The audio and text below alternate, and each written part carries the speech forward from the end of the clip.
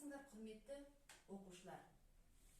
23 сәуір дүниежүзілік кітап және авторлық құқықты қорғау күніне орай кітап ақылшы досың тақырыбындағы 5 пунктті назарларыңызға ұсынамын.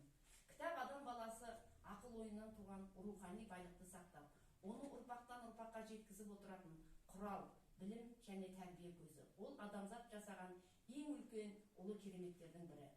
Халықаралық кітап күнінің 23 сәуір күні тойлануына себеп болған көптеген белгілі жазушылар Сервантес, Шекспир, Венга және тағы басқа бұл күні дүниеге келіп, дәл осы күні дүниеден озғандар.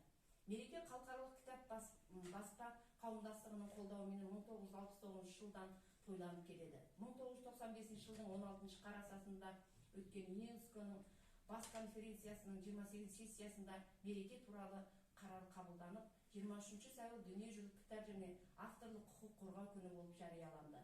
Осы мереке арқылы ЮНЕСКО-ның ұйымы бүкіл әлемді кітап оқуға, адамзаттың әлеуметтік және мәдени дамуына өлшеусіз үлес қосқан автордың еңбегін құрметтеуге үндеді.